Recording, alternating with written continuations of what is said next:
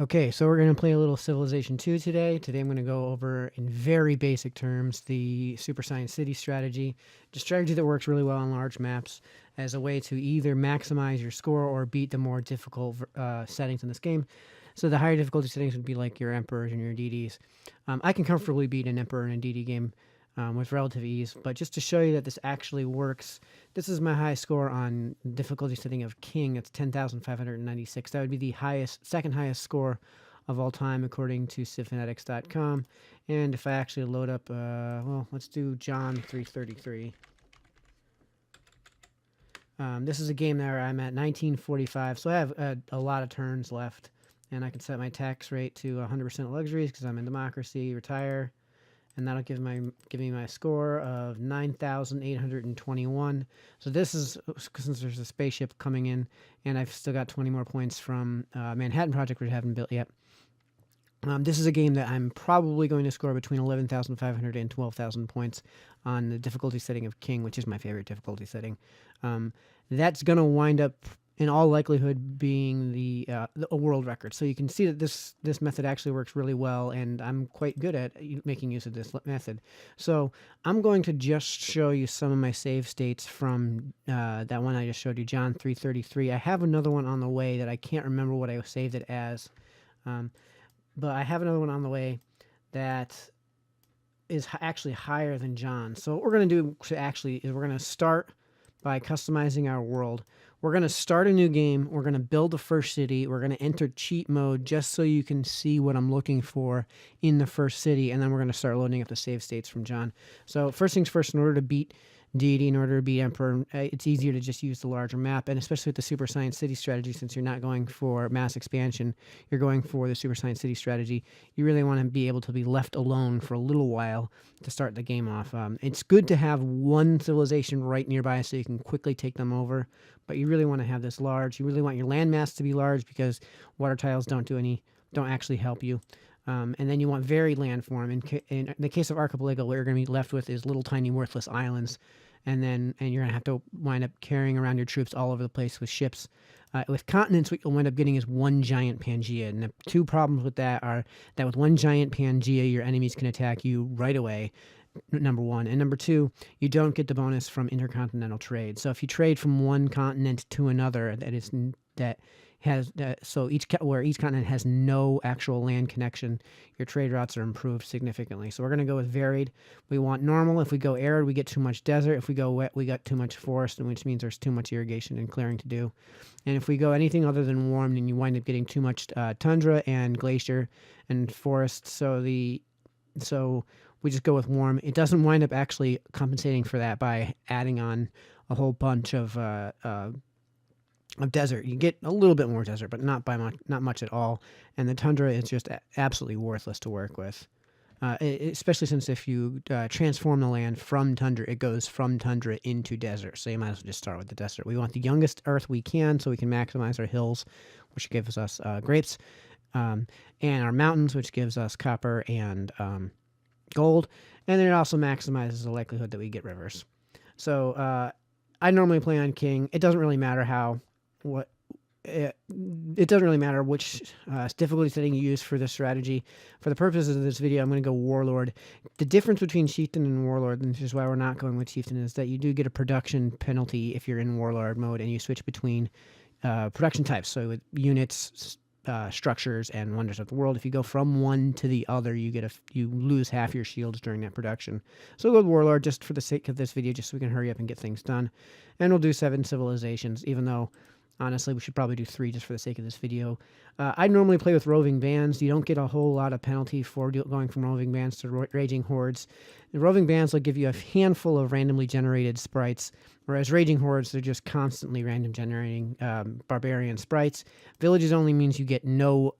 The only way you get barbarians is to find them in villages, and you get no randomly generated sprites. So we'll go with villages only just for the purposes of this video. We'll customize our rules to show you what I do with my rules. I don't ever do bloodlusts because you get a maximum of up to 400 points for the spaceship. So it's better to just actually have a strategy where in the same turn you land on Alpha Centauri, you conquer the world.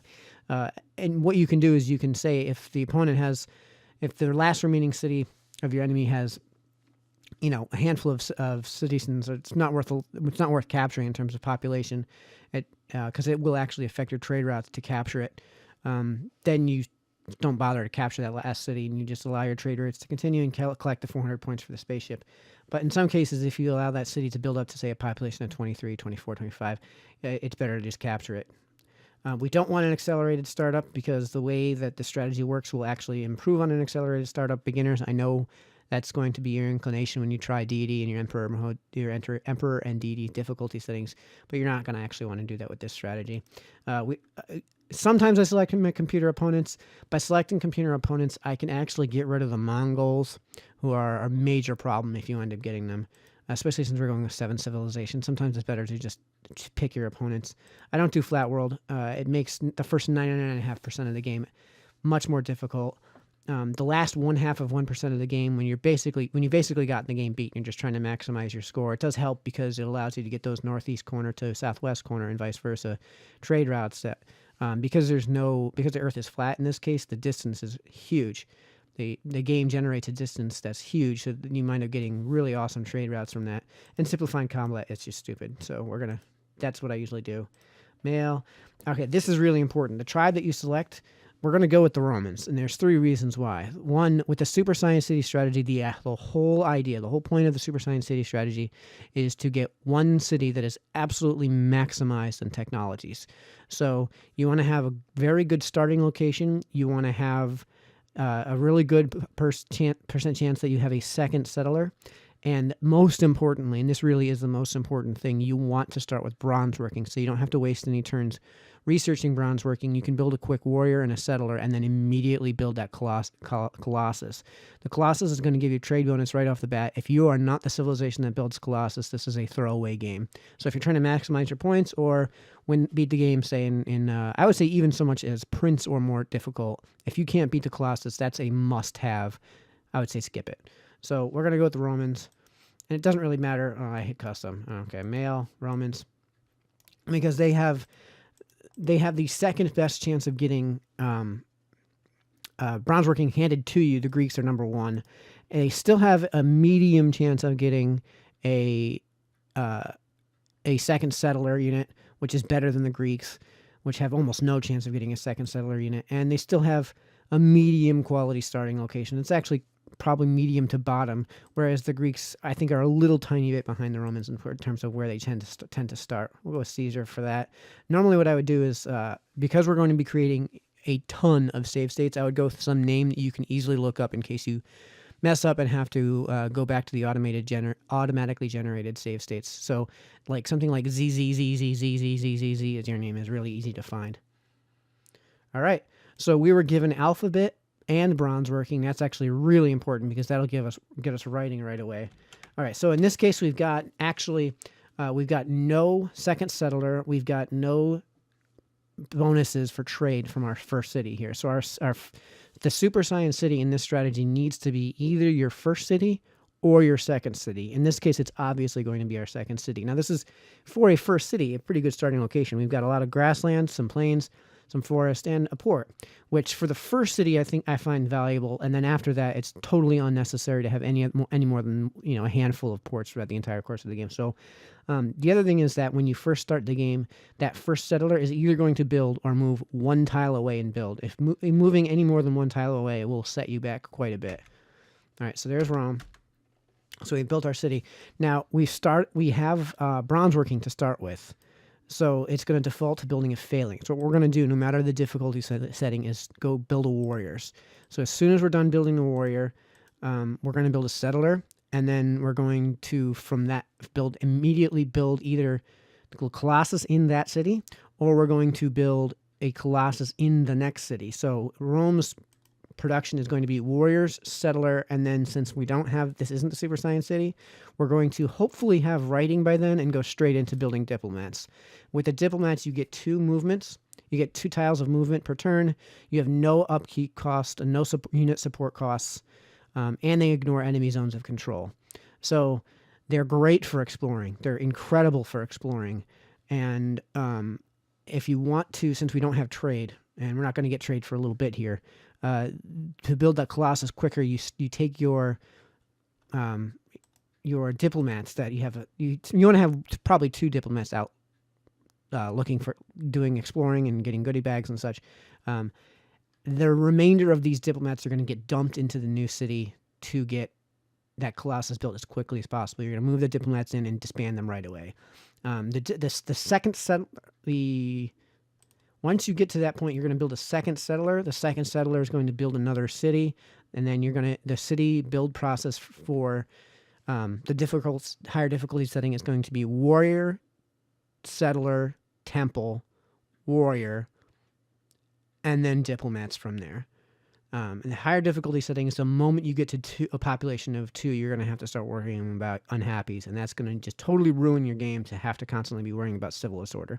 So we're not actually going to do anything with this. I'll show you what technologies are available. The first technology you're going to be looking to get is philosophy, and that's because if you're the first civilization to get philosophy, you get a technology bonus, which means that you get 1 free technology from there. In this case, the 2 technologies that are available to me to get to there are ceremonial burial and code of laws. I was hoping to get writing, which you need alphabet for, so I can get my diplomats built very quickly. With writing, you can then get literacy, which gets you a great library. In the higher difficulty settings, I would go I would go bronze working, alphabet, writing, so you can get diplomats, and then immediately to ceremonial burial so that you can build temples. In this case, I don't have writing available to me, so I would go with ceremonial burial. Now we're going to save our game. We'll save it as something that's incredibly easy to remember. So let's save it as ZZZZZ1. Okay, and now we're going to cheat just so you can see what we're looking for. Sometimes I do this anyways. So this in the higher difficulty settings would be what's called a throwaway game. So we have 1 tile here where, so what you're looking for in a super science city is a city where you have at least some sort of major trade bonus. So if we were to build a super science city, it would be in this tile so we can get the trade bonus from the silk. You also don't want to be more than a few tiles away from your starting city. It is okay if your super science city is your second city to overlap with the first city a little bit and just accept that that first city is going to give those overlapping tiles, well, in this case it would be these 2 tiles, to the super science city. And actually that it would be these 3 tiles would be handed over to the super science city. So I would consider this a throwaway game, and this is what you're going to wind up. This is what you're going to wind up finding with the higher difficulty settings. That you're probably going to have to throw away a few games before you can get to one where you have a good starting location. A really good starting location would be here. So that would be a great place for a super science city right off the bat. Or if I were to, and you never get handed a river tile as your starting location. But if you were to, this would be a great location because you'd get 1, 2, 3, 4 river tiles, and you get the bonus from the silk, and you'd get a little port. Now the port isn't a true port because you'd have to build the city here to strategically position yourself to get out of that lake. I mean, another good location would be over here where you have this whale and the river tiles. Anything over here where you're going to be getting silk right away.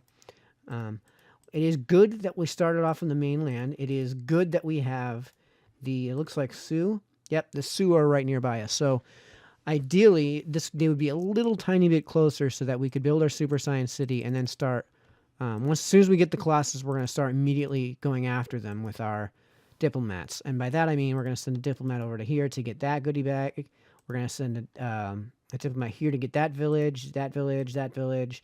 All these villages, and hopefully we'd get some technology bonuses, and really importantly, a wandering nomad. What's great about the wandering nomads, so if you start off with 2 settlers, and it's the same thing is true with wandering nomads, the second settler has no home city, which means that he has no upkeep costs. He's not going to cost you any food. He's not going to cost you any shields, which means that a lot of strategy would tell you to immediately build a second city. I disagree. What you're going to do with that second unit is immediately get roads to where your second city would be and start improving with irrigation and roads around those cities. So I'm going to load up some of the earlier versions of that John set up. So we'll load, let's say John 2. Okay, so I didn't start off in the best of locations, and you can see where I've been forced to use a warrior um, to do my exploring because I don't have writing yet. In this case, I have a nun.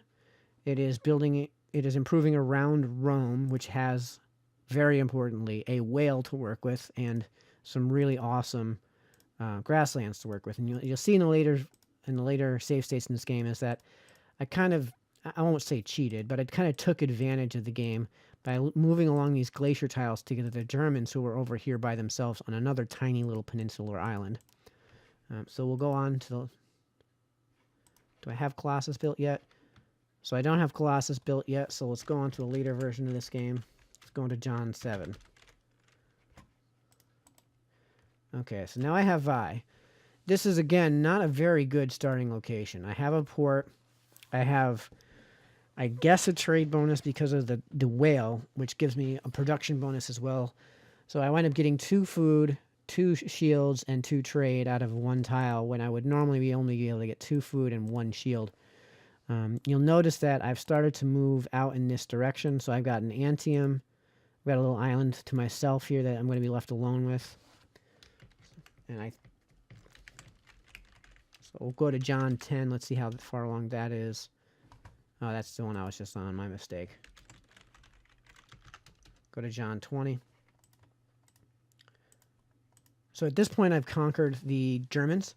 What I did was I took advantage of this little island right here and whatever villages, squares I could to get. And these are the 3 things you're looking for: units, technologies, and 1 wandering nomad. Once you've gotten 1 or 2 wandering nomads, they're really not that important to have. After that, you just want money. Now, if you have a really, really good location, it's okay to have a city. So if you discover a lost city and it winds up building one for you, that's okay. It's not the best of scenarios, but if it's in a good location, I would say okay. Otherwise, start over. This is a great location to build because we've got our river here, and you'll see in the later versions of this game the trade is going to be improved significantly. So I believe I have completed the Colossus in here. No, I haven't. No, I haven't, and I'm not sure how this is that I got away with not putting that Colossus together yet. Oh, so I put my Colossus in Rome, which really only has that whale to its bonus.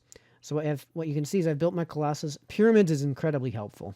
It's not an absolute imperative, but it's really helpful early on because it gives you the granary for free, which means that you get to produce food at a rate that you normally wouldn't, which means that the more citizens you have in its, the greater population you have, the better. And you'll see that the next step I'm getting is Copernicus' observatory. So once I've gotten philosophy and all the things along the way to philosophy, I'm going to try to max out my technologies. Now, a lot of people, I normally use philosophy, the freebie of philosophy on monarchy. What monarchy will do is it'll give you a food bonus for each of these tiles. So instead of these getting 2 food at each grassland tile, I get 3. Again, that really speeds up your growth. Then once you're in monarchy, you do get a little tiny bit of a technology bonus over despotism. A lot of strategies will tell you go straight for republic and try your best to get to democracy. I disagree with that strategy. Now, early on, you're going to have to build your temples and just deal with unhappy citizens for a little bit because you do want to eventually get to monotheism and build Mike's. Michelangelo's chapel is the second absolute necessity in terms of wonders of the world. Typically, you can get polytheism through either conquering another civilization, stealing it from another civilization, which I recommend, by the way, or getting it through the Great Library if you're lucky enough in these higher difficulty settings to be to actually build a Great Library. It's not that important. If I had to decide between Great Library and pyramids, I would build pyramids. Great Wall is a total waste of time. If you fortify your cities properly, you shouldn't have to worry about defending. You should be on the offensive, by the way, the entire game. You see, this is actually kind of behind. I'm at AD 120. I've only conquered 1 country, 1 civilization, and I don't have gunpowder yet. So this is actually behind where most of my other games are. And that's largely because, like I said, I started off with good technologies, but I didn't start off with a very good starting location despite having the second settler. So I had 2 out of 3, still good enough for a pretty high score as long as everything else after that works out perfectly. So let's move on.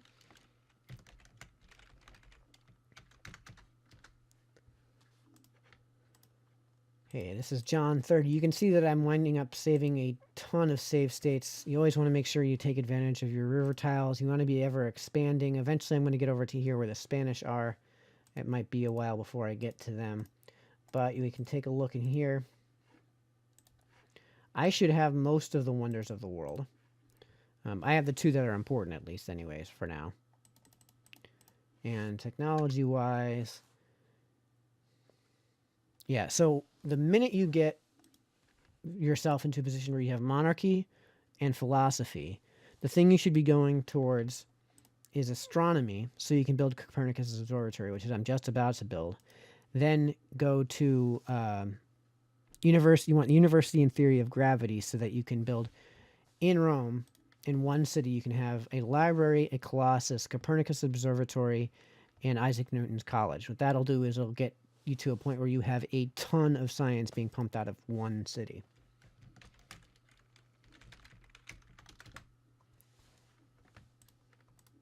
Okay, so this is another advantage of where I started.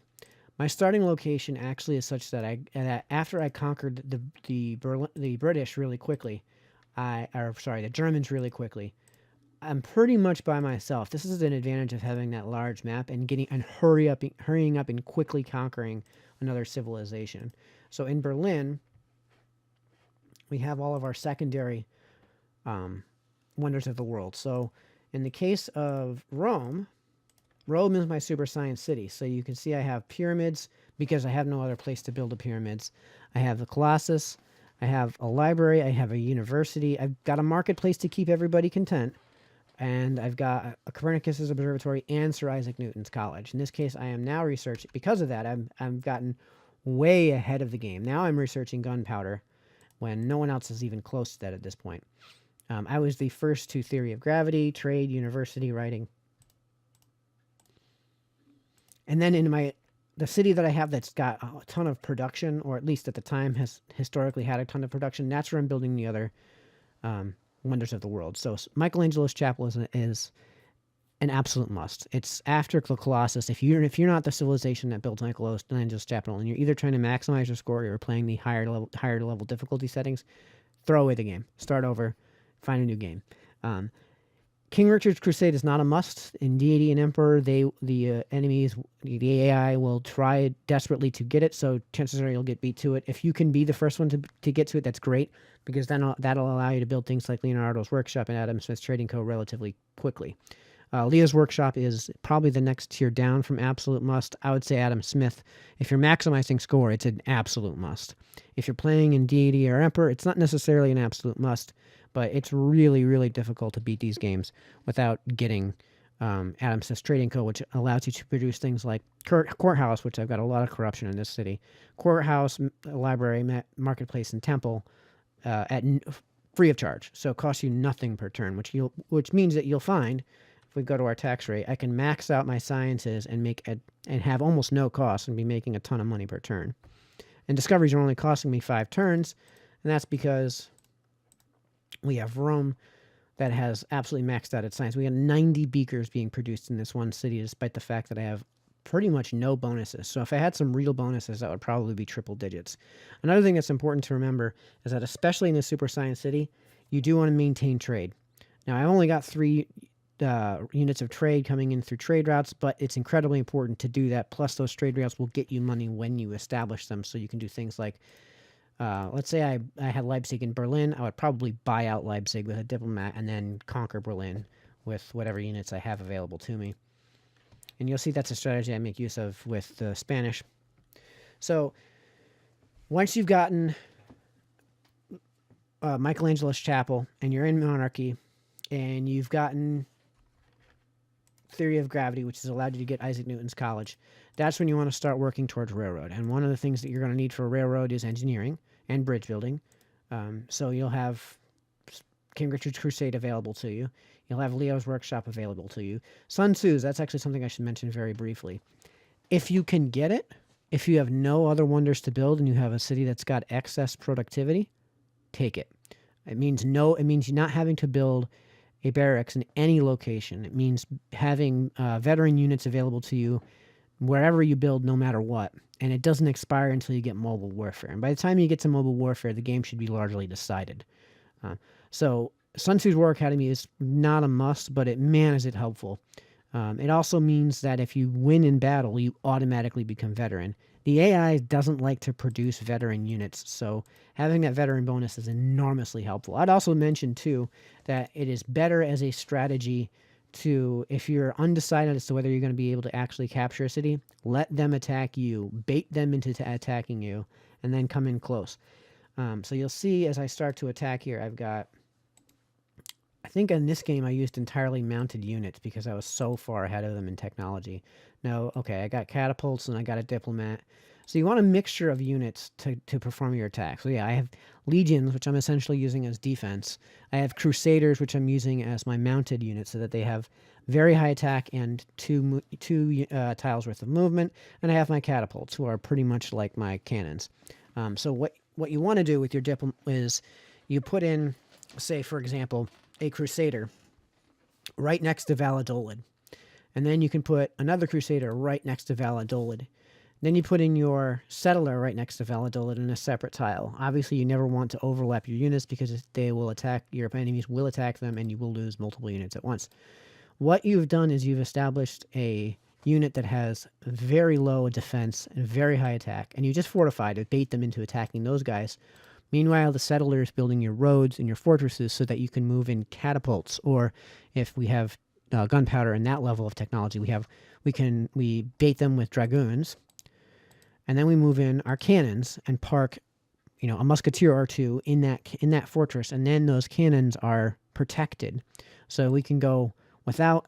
So since the AI likes to build their fortresses 2 tiles away, if we attack from here with our cannons, we'll actually have 2/3 their attack value, which is 6. So we'd go from 6 to 4, which is a knight. And that kind of defeats the purpose of building the cannons in the first place. So what I like to do is I have the catapults are 6. The cannons, I think, are 7 or 8. They're also a technology tier above, so you get the technology tier bonus. So you want to have a variety of units. I do recommend, once you get into the gunpowder era, bringing in settlers and engineers. By the way, once you complete the gunpowder level of technology, get engineers. It'll improve how well you can improve your land significantly. You'll be able to get your roads done quickly. You'll be able to get your irrigation systems done quickly. You'll be able to move pieces around a lot more quickly. And you'll be able to get yourself railroads, which are absolutely imperative to have later in the game. And by later in the game, I mean in a few turns from now.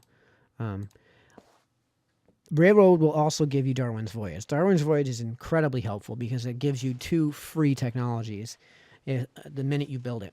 So I would say that if you are at this stage of the game, you're probably technologically further along than anyone else anyways. And you're likely to be in a position where you can afford to set aside some time and some shields for Darwin's Voyage once you do get railroad. So at this point, you're looking to get towards railroad.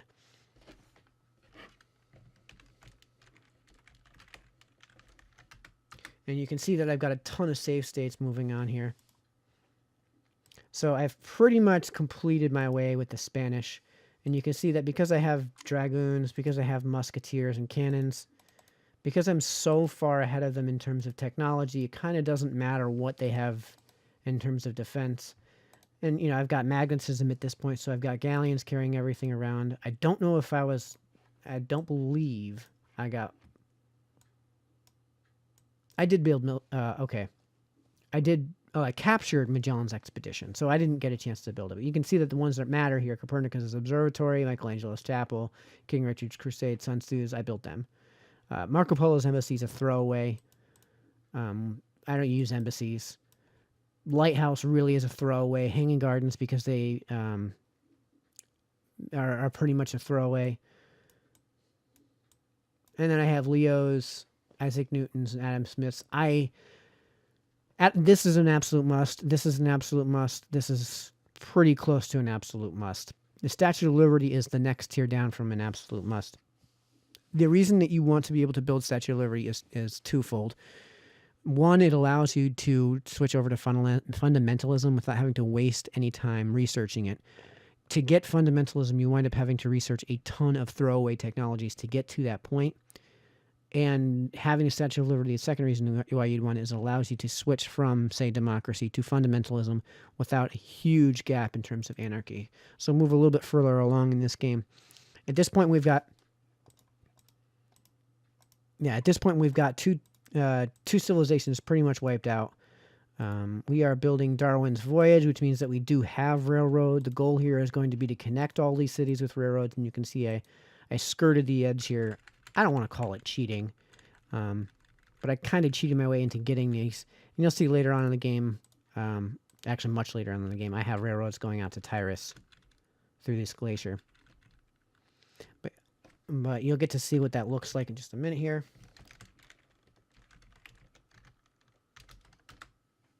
Go to 105.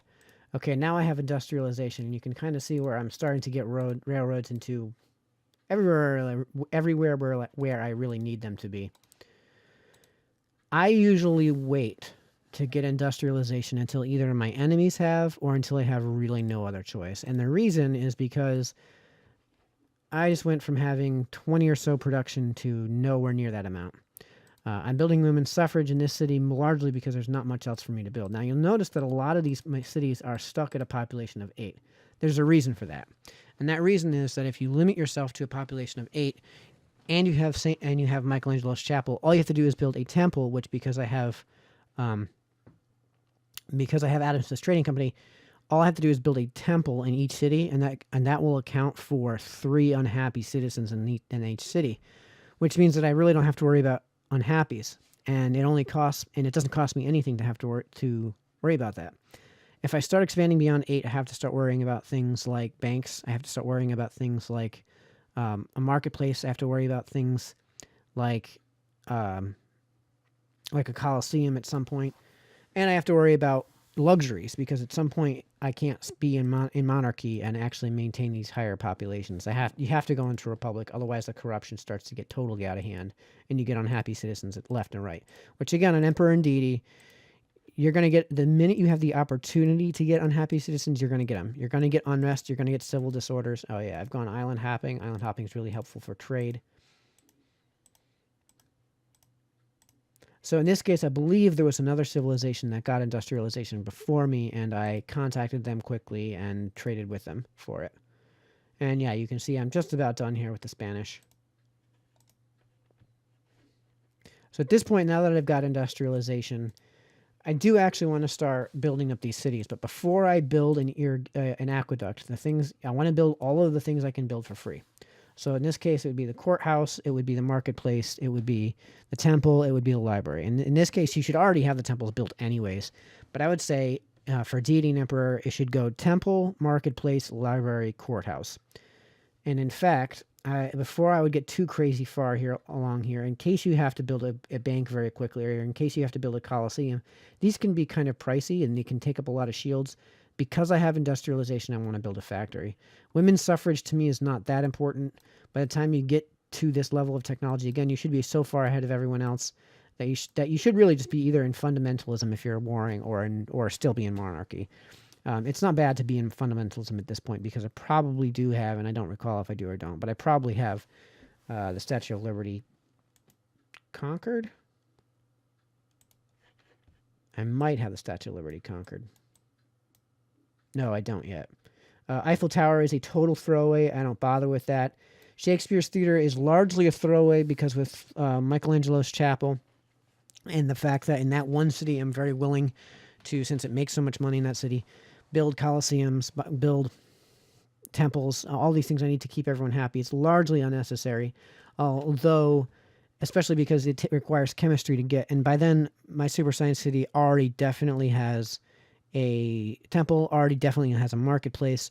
I've already definitely got Michelangelo's chapel built, so it's really unnecessary, but it can be helpful in deity. I would say not even an empire. In deity, if you have time to build it so that you don't ever have to worry about unhappies in that city. And then you can immediately start expanding and build your aqueduct and sewer systems. Before I would get...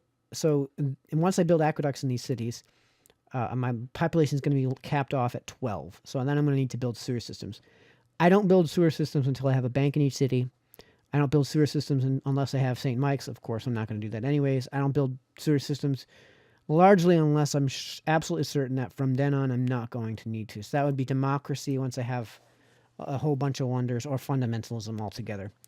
In fundamentalism, honestly, you can build the aqueduct and sewer system and not have to worry about it because there's no possible way to get unhappy citizens. So let's move on. From here, from industrialization, we're actually going to be working towards, since everybody's going to be building a factory, we're going to have to start worrying about pollution.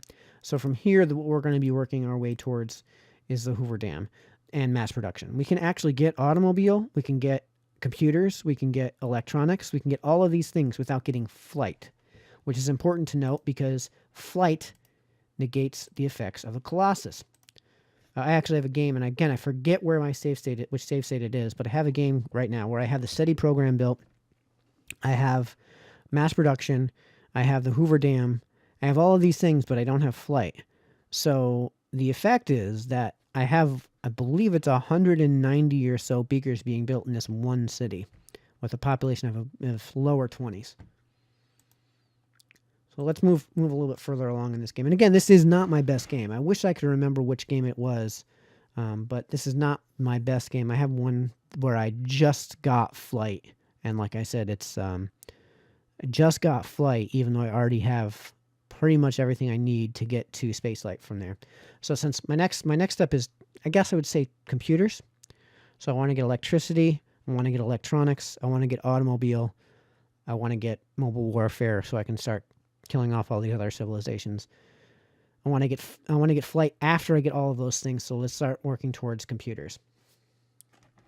Again, the idea is to maximize the beaker production in Rome. So having SETI program will allow me to have tons and tons of beakers being produced, especially in Rome.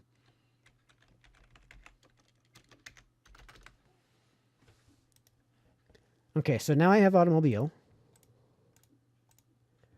I don't believe I have flight yet. Nope, don't have flight yet. Unless I've switched over to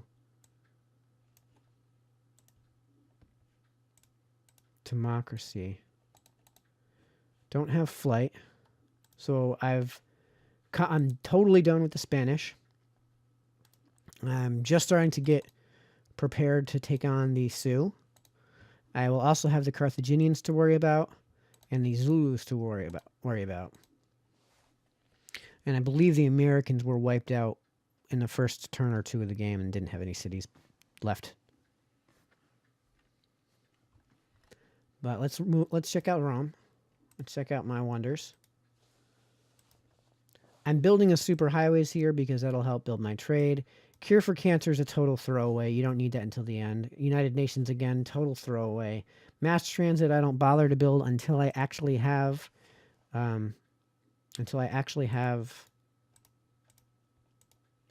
pollution, which is probably happening right now in Palmyra. So yeah, you can see where I built mass transit in Palmyra just to get rid of whatever. Yeah, to get rid of whatever pollution there was. It's important to note, Berlin only has a production of 22, where Palmyra has a production of 33. So that's where I started switching over my wonders to this city. So my ancillary wonders would be like Hoover Dam and City Program. I don't have to build them in the Super Science City. So I'm building them in whatever city happens to be producing the greatest number of shields. In this case, for me right now, that's Palmyra. So I built the Hoover Dam in the City Program. Hoover Dam is the last of the must-have. It might be actually like a must-have A. So it's probably the last of the must-haves in terms of wonders. By the time you get to there, you're probably going to have it anyways.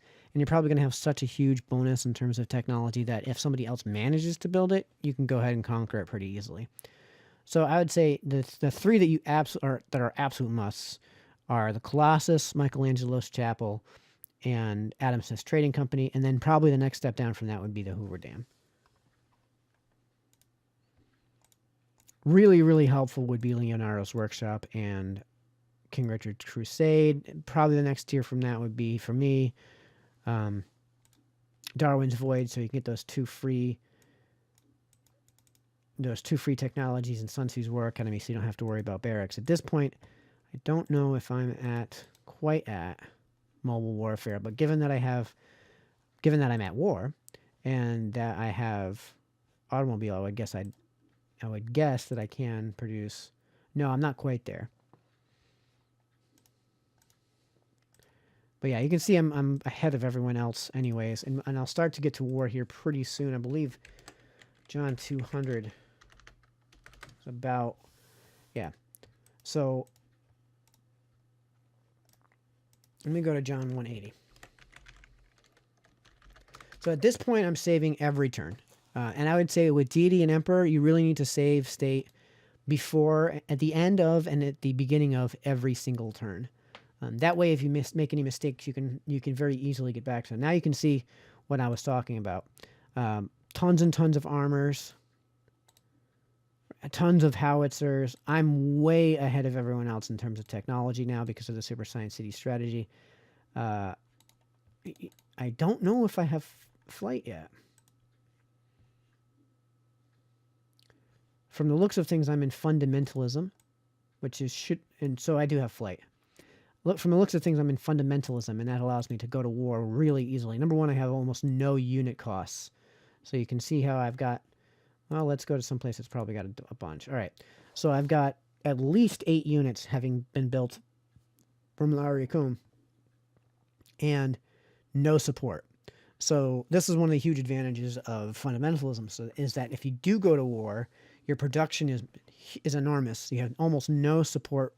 You never have to worry about unhappies, and you can produce fanatics ad infinitum at no cost. So I'm actually going to be attacking. Let's cheat a little bit real quick just to see what we're looking at. I'm going to be attacking, well, slightly below me in terms of technology, with howitzers, attack 12, defense 2, movement 2, and hit points 3. And I'm going to be moving in spies. I believe in this game I use 1 spy to nuke. It is okay to nuke. And spies are invaluable in this game. Because you can not only conquer the cities, you can take units easily. They move 3 tiles per turn. And they're very powerful in terms of what they can do with a city. I believe I wind up nuking Carthage with a spy, which is very valuable because it costs a fortune in terms of shields to produce a proper nuke, and I have to research Manhattan Project. I don't have to research a Manhattan Project to build nukes with the spies. And you can see that I've got cruisers, I've got battleships, I've got transports up the wazoo, I've got submarines. So like I said, you do want to attack with a variety of different units. And basically what I'm going to wind up doing is parking these units outside the city and bombarding with the heavier units like the cruisers and the battleships, and using the submarines and destroyers to take on units outside of cities. So if there are boats for me to take care of, I'll take care of them with destroyers and submarines. And if there are land units that are next to the water, which by the way is a mistake, don't ever put your land units next to water if you can avoid it. I'll take them out with, again, the destroyers and the submarines. Well, obviously I can't attack land with submarine, but the submarines are really powerful against ships. So move on just a little bit. So in 20 turns, I have the Sioux completely annihilated. And the only civilization left now is the Zulus. I also believe I'm researching spaceflight. So once you've gotten yourself to a point where you have mobile warfare, where you have robotics, where you have the SETI program built, where you have all of this taken care of, then you want to work towards spaceflight. And you want to leave a very direct path to that. So in this case, because I avoided researching flight as long as I possibly could, I was able to do flight, and then immediately get radio, and then immediately get advanced flight, and then immediately get from advanced flight to rocketry, and then from rocketry straight into space flight. And it's every 5 turns. I don't know what. I am in fundamentalism, and I'm getting my discoveries every 5 turns. I'm also making 1,600 gold per turn, which is kind of a ton, and I don't have to worry about luxuries. So because of the Super Science City strategy, I'm so far ahead of everyone else in terms of technologies and I'm still producing such a massive amount of technology that it doesn't matter that I'm in fundamentalism. I'm still getting my units quite quickly. aircraft carriers with bombers. This is the next type of attack you want to do is once you start to get to advanced flight, that's how you're going to be attacking. I believe that in the higher levels of difficulty, I'd say king and above, they do rubber band their technologies. So you'll see how the Zulus somehow have advanced flight, having not. You'll see how somehow I was the first one to advance flight. I was the first one to flight.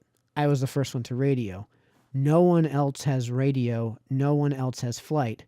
No one else has stolen these technologies from me. And somehow you'll see that the Zulus have advanced flight. So I'm pretty sure that that in these higher difficulty settings, they do rubber band the technologies up to yours, or at least close to yours.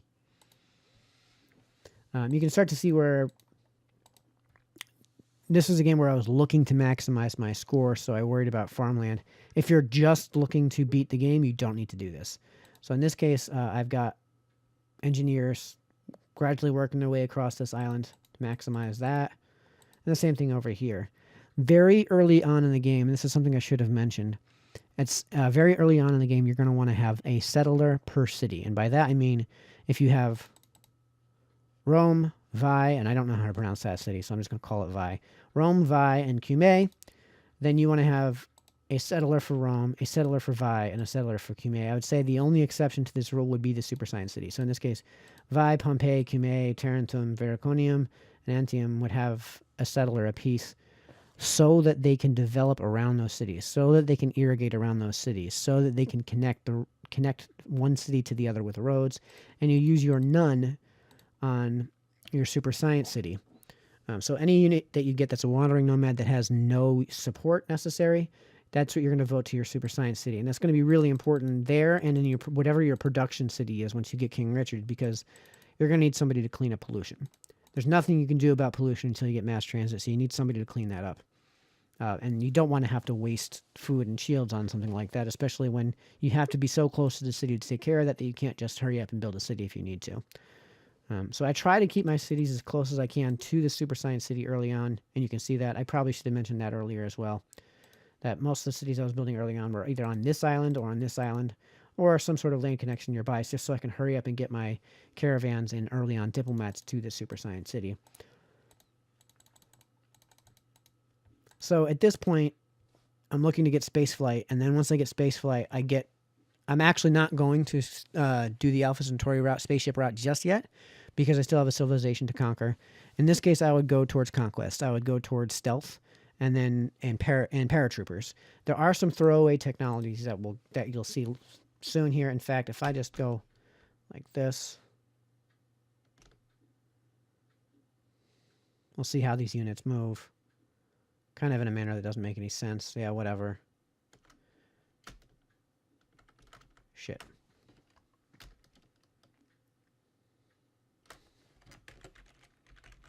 I believe this is John 200. Yeah.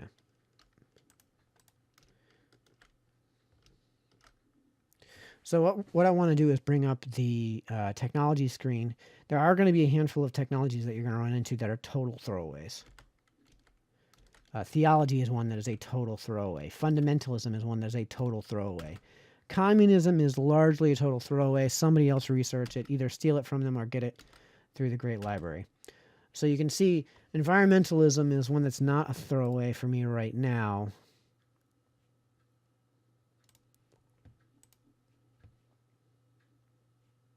But labor union is a throwaway. Combined arms can be a throwaway at the end of the game.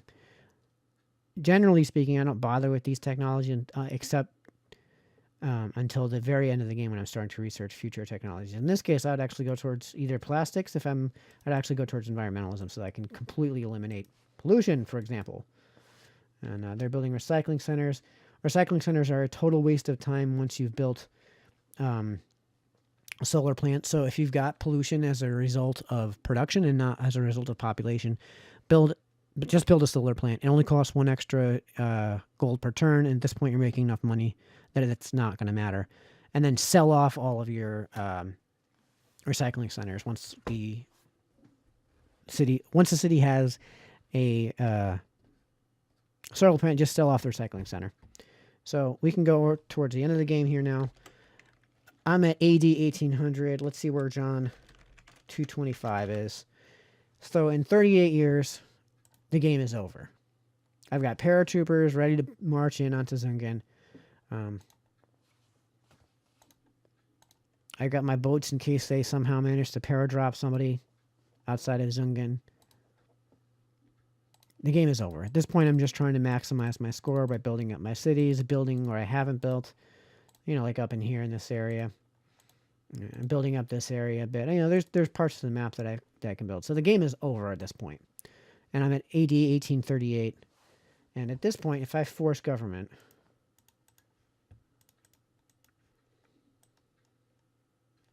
actually, I might actually be in democracy. I am in democracy. So once you're done with your warring, which I would say you want to do with fundamentalism, you want to immediately get to democracy. Democracy will maximize your technologies. Even though there's no technologies really for me to research, I'm looking to maximize score in this game. So in this case, I want to be able to research as many future technologies as I can because I get 5 points for each one of those I can actually research. And I also want to be conducting trade routes as much as I can. So democracy is what you want so you can maximize your trade routes. +4 here for Caesar Augusta. These numbers are going to get much bigger as the game goes on. So then I can move on to John 333. And you can see that I have